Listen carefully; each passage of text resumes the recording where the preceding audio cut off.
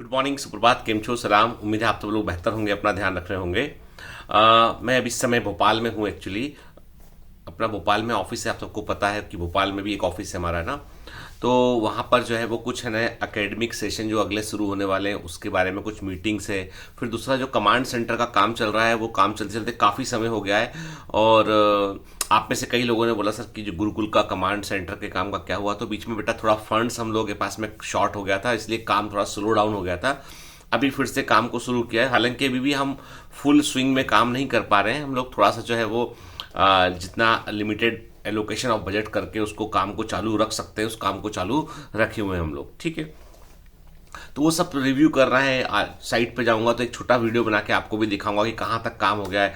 मतलब उसमें प्लास्टर का, इलेक्ट्रिफिकेशन का वो सारा काम हो चुका है, काम चल रहा है, ठीक है। मतलब अब देखो, मैंने आपसे पहले भी कहा था कि मतलब बायोमेंटर्स जो है वो अपने जितने भी जो भी हमारे पास जो प्रॉफिट जनरेट होता है वो री इन्वेस्ट होता है बायोमेंटर्स के अंदर ही, स्कॉलरशिप्स में अलग अलग जगह पर, ठीक है। तो वो कई बार क्या होता है कि और ये चीज़ें क्या थोड़ी फ्लक्चुएट होती चली जाती है, तो कुछ बहुत ज़्यादा पहले से प्लान नहीं कर सकते। और आपको ऐसा तो है नहीं कि टाटा बिरला अंबानी है, आप अडानी का नाम भी जोड़ सकते हैं, पर उसमें ठीक है कि अपने पास अकूत धन है तो कुछ भी कर दिया टाइप से ना। तो खैर, तो वो दूसरी बात है। तो सब काम का रिव्यू करना, इसलिए मैं भोपाल आया हुआ हूँ। अब जब मैं ट्रेवल कर रहा था भोपाल मुंबई से, तो मैंने एक चीज गौर की मैंने कि यदि मान लो जब आप कभी ट्रेन से ट्रेवल करते हो या फ्लाइट से ट्रेवल करते हो, तो आप क्या देखते हो कि आप देखते हो कि सपोज हम ट्रेन की बात करें, को ट्रेन में हम सब लोग कभी ना कभी ट्रेवल किए होते हैं। तो जब आप शहर से जब आपकी ट्रेन चलती है ना, तो या हम रोड ट्रेवल देखें कि ट्रेन की बात करें, रोड ट्रेवल की बात करें, जब आप शहर से निकलते हो बाहर, तो शुरू शुरू में आपको शहर का हाई डेंसिटी वाला एरिया दिखाई पड़ता है आपको, फिर डेंसिटी कम होने लगती है, फिर धीमे धीमे धीमे शहर को पीछे छोड़कर आप आगे निकल जाते हो। फिर छोटे मोटे गांव दिखते हैं सड़क के किनारे या ट्रैक के, रेलवे ट्रैक के किनारे के भी कोई गांव दिख रहा है, कुछ दिख रहा है, ठीक है। और फाइनली क्या होता है, फाइनली जो है वो एक एरिया, रास्ता ऐसा आता है जहां पे कुछ भी नहीं होता है, खाली होता है। मतलब सड़क के दो तरफ बस पेड़ पौधे होते हैं, खेत होते हैं। आपको एक लंबे रास्ते पे जो है कोई आपको जो है वो घर बसाहट देखने नहीं मिलेगी आपको, ठीक है, चाहे आप रोड ट्रेवल करें चाहे आप ट्रेन ट्रेवल करें, है ना। अब चूंकि प्लेन तो इतना ऊपर उड़ता है कि वहां से देख नहीं सकते ये सब चीजें।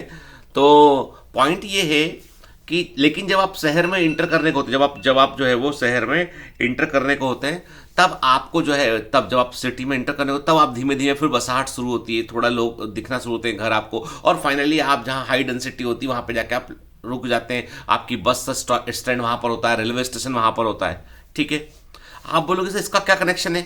कनेक्शन है इसका, कनेक्शन ये है कि जब हम सफलता के लिए किसी कॉम्पिटेटिव एग्जाम की तैयारी करते हैं, तो बहुत सारे लोग हमें साथ में तैयारी करते हुए दिखाई पड़ते हैं। शुरू शुरू में भीड़ होती है, लोग होते हैं। फिर हम आगे बढ़ते हैं कि भाई हमने मई से जून से तैयारी शुरू की है, जून जुलाई अगस्त के हमने कुछ लोग हमारे साथ रह जाते हैं और कुछ पीछे ही छूट जाते हैं। हाई डेंसिटी पीछे छूट चुकी होती है। अब एक समय ऐसा आता है जब आपको लगेगा कि यार आसपास कोई तो पढ़ ही नहीं रहा है, बाकी लोग कहां गए। आपको लगेगा कि सब लोग तो आराम मजे कर रहे हैं, मैं तो अकेला रह गया हूं। वो खाली सड़क वाला रास्ता आता है, खाली ट्रेन ट्रैक वाला रास्ता आता है, जहां पर सिर्फ आप चल रहे हैं, सड़क के दोनों तरफ कुछ भी नहीं है। लेकिन आप वहां पहुंचेंगे, उस भीड़ में पहुंचेंगे आप, जहां पे सिलेक्टेड लोग खड़े होंगे।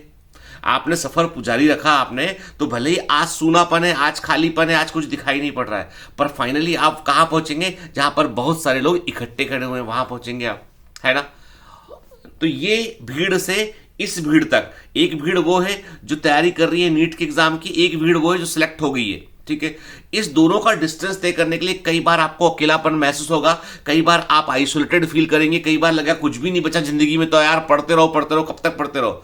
बस सफर रोक दोगे ना, तो या तो पीछे लौटना पड़ेगा, या जहां थे वही खड़े रहेंगे, अकेले ही जिंदगी भर रह जाएंगे, या फिर वापस उसी पिछली भीड़ में जाएंगे। डिसाइड तुमने करना है कि तुम्हें कितना जो है वो सफर में कंसिस्टेंसी बनाए रखनी है।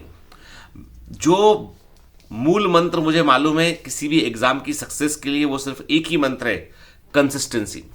लगातार पढ़ते रहिए, मेहनत करते रहिए, कंसिस्टेंट बने रहिए, जरूर आप सिलेक्ट होंगे आप। तो मैं वही कहता हूं आपसे कि सबसे बड़ी हार हमारी इसलिए नहीं होती कि हम बुद्धिमान नहीं है, या हमको कोई अच्छा कोचिंग नहीं मिला, या हमने बैकलॉग लग गया, नहीं। हम कंसिस्टेंट नहीं है। रोज में जितना प्रयास करना चाहिए उतना प्रयास नहीं करते। एक दिन कोशिश करते हैं, 2 दिन शून्य बैठे रहते हैं, तीसरे दिन फिर कोशिश करते हैं कि भैया 2 दिन का बैकलॉग और कवर कर लो, तीसरे दिन पूरा नहीं हो पाता, चौथे दिन फिर 2 दिन के लिए बैठ जाते हैं, और 10-15 बार ऐसा होता है तो पढ़ाई को छोड़ देते हैं। तो ये कंसिस्टेंसी मिसिंग है। और याद रखिए, लाइफ में जब भी कभी बड़ी सफलता चाहिए ना, तो पहला नियम वही है, आपको कंसिस्टेंट होना पड़ेगा। आपको जो है लगातार जो है वो काम करते रहना पड़ेगा। परिणाम चाहे अच्छे मिले ना मिले, को लगे रहोगे तो एक दिन जीत जाओगे। चलिए, have a great day, all the best, bye bye. मैं दिन में जाऊंगा तो कमांड सेंटर का छोटा वीडियो बना के आपको दूंगा, ठीक है, बाय बाय।